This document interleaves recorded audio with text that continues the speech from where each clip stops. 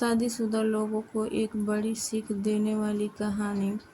पत्नी ने न जाने क्या की थी कि पति ने उसे एक के बाद एक कई थप्पड़ जड़ दिए।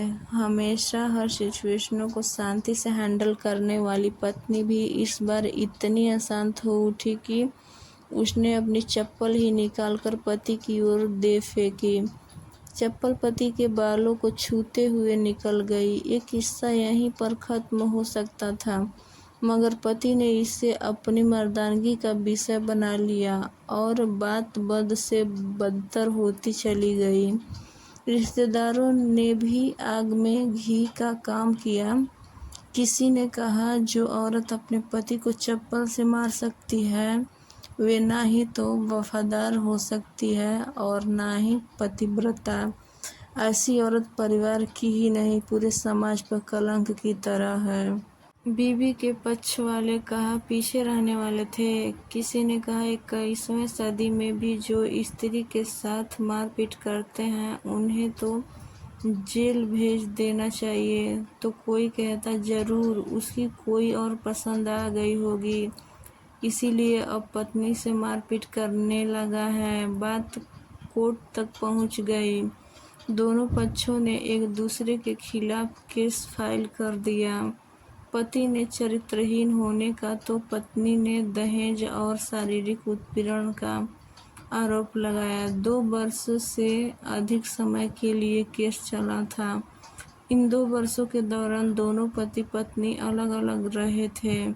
इन 2 वर्षों के दौरान दोनों पक्षों के समर्थकों की संख्या कम हो गई थी। पहले जहां दोनों पक्षों में समर्थकों का समूह होता था, अब गिने चुने लोग रह गए थे। पति और पत्नी दोनों की आर्थिक स्थिति भी इस समय के दौरान नीचे गिर चुकी थी। जिन्हें वे अपना शुभचिंतक समझ रहे थे, पैसे की बात आते ही उन्होंने भी अपना पलड़ा झाड़ दिया था। मगर कोई देने को राजी भी हुआ तो मोटे ब्याज की शर्त पर। आखिरकार वही हुआ जो सब चाहते थे। डाइवोर्स। हर कोई खुश था। दोनों पक्षों के रिश्तेदार, उनके माता पिता और दोनों के वकील। लेकिन 5 साल की सुखद शादी और एक सुंदर बेटी होने के बाद मिले इस डाइवोर्स से पत्नी मुक्त थी और पति शांत। शायद ये एक इत्तेफाक ही था कि इस खुशी को मनाने के लिए दोनों पक्ष के लोग एक ही चाय की टपली पर बैठे आमने सामने।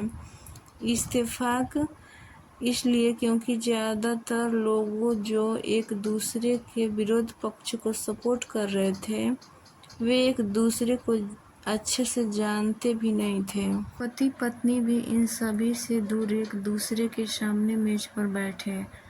पत्नी ने पति से कहा, अब तो खुश होगे ना, तुम्हारे मन की जो हुई है मुबारक हो। तुम भी तो आज जीत गई हो मुझसे, तलाक तो तुम्हें भी मिल गया है। Congratulation to you too. पति ने कहा। तलाक को तुम जीत का प्रतीक समझते हो? पत्नी ने कहा। पति चुप रहा। थोड़ी देर की शांति के बाद पति ने कहा, मुझे तुम्हें 5 लाख रुपए अभी और हर महीने 8,000 देने का आदेश है।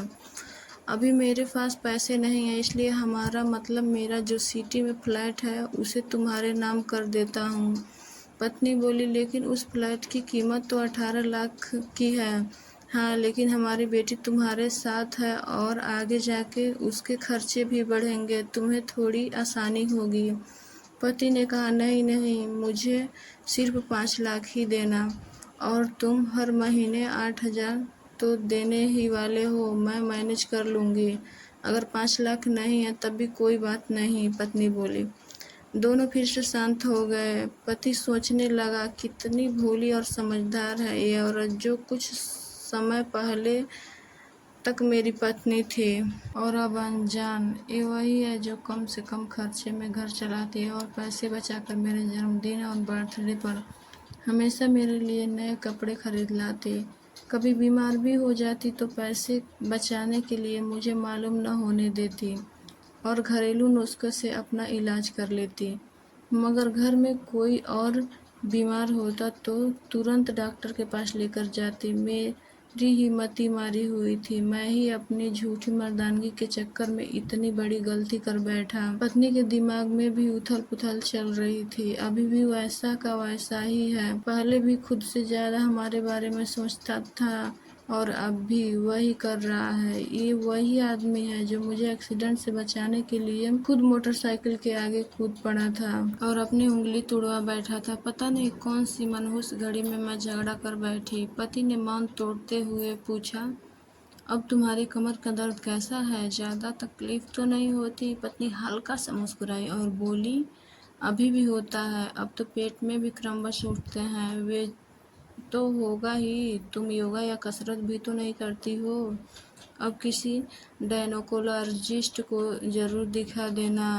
पति ने कहा, तुम बताओ, तुम्हारा अस्थमा कैसा है और क्या अभी दौरे पड़ते हैं? पत्नी ने पूछा। हाँ पड़ते हैं, पहले से ज्यादा, क्योंकि अक्सर इनहेलर भूल जाया करता हूँ याद दिलाने के लिए। तुम जो नहीं हो अब। पति बोला। पत्नी के आंखों में आंसू आ गए। वे बोली, तुम्हें मेरे चरित्र पर सवाल नहीं उठाने चाहिए थे, तो ये परिस्थिति आती ही नहीं। हाँ मैं जानता हूँ तुम बहुत अच्छी हो। मुझसे गलती हो गई, बहुत बड़ी गलती। मैं लोगों के बहकावे में आ गया था। पति बोला। तुमने भी तो मुझ पर दहेज का इल्जाम लगवाया था। वे बोलो गलत था और इस बात का मुझे भी पछतावा हुआ। पत्नी ने कहा। पति कुछ कहना चाह रहा था लेकिन हिचकिचा रहा था। पत्नी ने पूछा, कुछ कहना चाहते हो? वे बोला, क्या सब पहले जैसा नहीं हो सकता? क्या मतलब? पत्नी बोली, मतलब कि हम फिर से पहले की तरह पति पत्नी बनकर, सच्चे दोस्त बनकर नहीं रह सकते? पति बोला, पर ये डिवोर्स के पेपर दिखाते हुए पत्नी ने कहा, फाड़ देते हैं। पति ने अपने पास रखे डिवोर्स के पेपर फाड़ते हुए कहा। पत्नी ने भी अपने पास रखे पेपर फाड़ दिए। सभी हैरान थे। वकील, रिश्तेदार और माँ बाप, पति पत्नी दोनों एक दूसरे के हाथ में हाथ पकड़े अपने घर की तरफ चले गए। दोस्तों, ये कहानी उन हर पति पत्नी के लिए बड़ी सीख है जो छोटी छोटी बातों पर लड़ते हैं और इन झगड़ों को बड़ा बना के अलग होने का डिसीजन लेते हैं। प्यार और झगड़ा तो एक सिक्के के दो पहलू की तरह हैं। दोनों को स्वीकार करना होगा, तभी ये पवित्र रिश्ता उसकी मंजिल तक पहुंचा पाएगा।